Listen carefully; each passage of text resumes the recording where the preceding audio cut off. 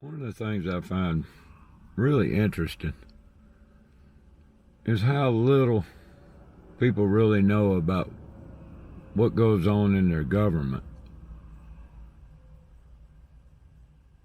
I mean, the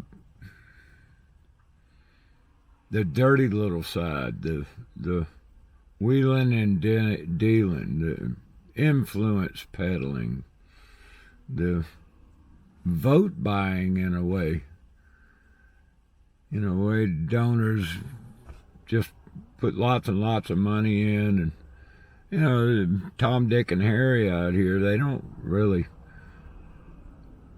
It's just whoever's put up, and the personality that, even if they don't meet them, especially on local elections and all, how do they decide who to even vote for? And there's very few choices, and then who runs? The type of people that run, are certain characteristics. And I've mentioned this a lot, that I've been asked to run, and I've debated that for many years. But when you come to a philosophy of volunteerism, where government is not allowed to use force, just like I can't use force against anybody else. I can't force my neighbor to pay for roads or a trash collection or anything like that. But government can force you to do just about anything. They can force you to build exactly how they want you to build on your property, and you have to get permission to build on that property, or you'll get fined or ultimately locked in jail or even shot if you resist.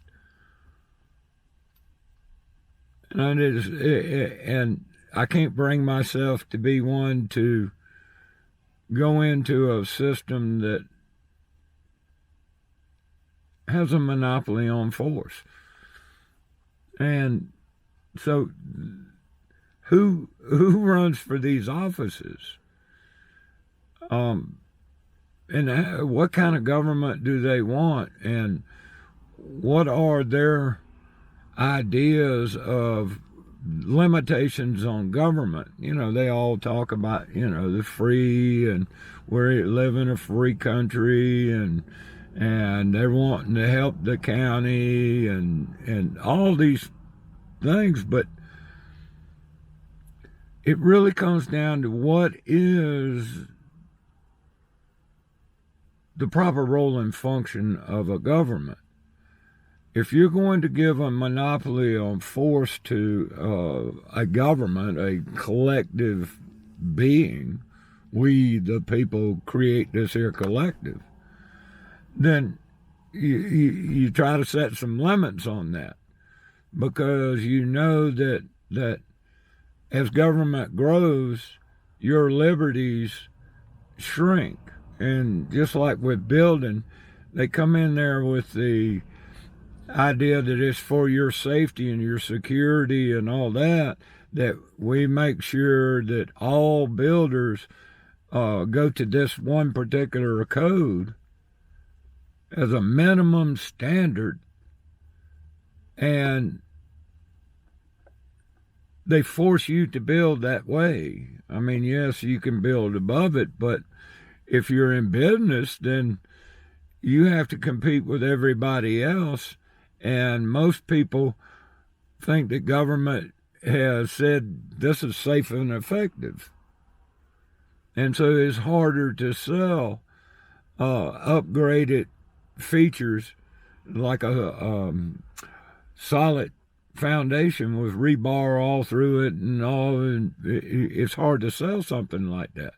Or your wiring is upgraded, or whatever, because people think that it's the minimum's good. The same can be true for all sorts of things. It's like the roads. Does anybody think that the government is efficient at building roads when you got cost overruns and like Malfunction Junction here in Columbia? They're spending some $1.5 billion on this intersection that was screwed up from the beginning because a government engineer designed it in the first place. But could private industry do it cheaper and more efficiently? And then there's always the question of how would you pay for it? Who would volunteer and blah, blah. You know, those, we don't know what the free market would come up with, but we know for the most part, anytime that private industry is taken over for government in a competitive nature, that we get a better product at a cheaper price. So to think that everything that government's doing now they should do is kind of wrong thing.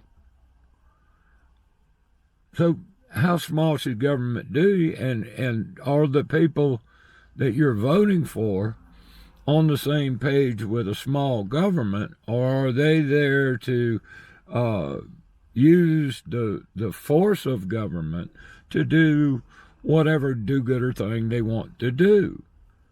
Or do they think that government needs to do all the things that it's doing now, you know, like subsidize housing and build parks and give fee and lieu to corporations and sell tax incentives and economic development and restrictions on building this way and then expanding sewer systems? Do they need to be in those kind of things? And what would happen if they weren't there? It's kind of like the charities and all. If government wasn't there with the safety net and Eat Better Today cards and all this kind of stuff, who would take care of the homeless, they say? Well, who contributes more money in the world to things than anybody? Well, it's the Americans mainly, the American people. But just think if government wasn't there and government didn't take that money that gets whirled around and only pennies on the dollar go to the people. What if we kept the money and we were able to donate even more money and take care of poor people? So what does these people want that you vote for? Look at your local level and see what they vote for. I guarantee you every county that any of you live in is the same way. They're all on the county council, city council, town council, always looking for a way to get government, to get those tax dollars, to get those stolen dollars, and do something with them. And they're always looking for better ways and better ways to spend your money. When the fundamental function of government is to protect liberty, to protect your freedom. Adjudicating disputes of, have you violated my freedom? Have you violated my rights? Did you steal my lawnmower? Did you kill my cow? Did you run into my sign? Did you steal from me? Did you commit fraud? And then the court system to adjudicate that. But it's been proven many times that a private court system can do that and maybe better. Same thing with a private police force. But the only way you're going to keep government small, if you're going to have it at all, is to elect people that want to keep it small and don't want to play do-gooder for everything. And those are the people that don't want the job. So how do you elect somebody that doesn't want the job? You write them in. if everybody wrote in the guy that always is out here talking about freedom and liberty or small government and all, or he's an upstanding guy in the church and you talk politics and he understands the fundamental function of government and all, get your parishioners together and write him in. You don't have to vote for Bob R. or John D. or whatever. Generally speaking, the people that run for office are not the people that you want in office. And then how do you hold them accountable in office? I had Grady Brown one time tell me, I was taking a guy around in the State House and he wanted to go see his rep, and it was Grady Brown. And he went in and asked Grady Brown, do you believe in term limits? And I like to die because this is classic. Old Grady Brown with that gray hair, and he had the old flip back, the old cover, the old bald spot thing and all. He said, son, we got the best term limits in the world. It's called the ballot box. You see, he knew too. Voting is just playing into the game. And once they vote, it doesn't matter what you do in office.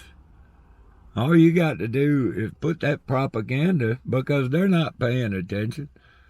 They dummies. They smart enough to vote. So what do you got running the place? You got a bunch of narcissists and do-gooders and people just trying to get ahead, and people that ain't good at much nothing else except manipulating people. That's why all of them are liars and double speakers and that way. So how do you hold them accountable? Well, you can email them and that kind of thing. But when you go into county council and speak, but then they pull change the rules, and you can't talk about this and you can't talk about that. Because why? They're weak people. And so they make the rules now. And you and I are nothing but slaves. Smart enough to vote, but too dumb to run your life. We'll run it for you. We can make all the decisions. Y'all elected us, don't you know? So that's what you got. You got a kakistocracy. Ruled by the worst of the worst. They might have good intentions. But 9 times out of 10, everything they touch is going to end up worse than it was before they touched it. I don't know. Long rant for today, but look at the shit you got. Time for change is now. If not you, who? If not now, when? You gonna leave this for your kids or not? Till next time, boys and girls. Peace.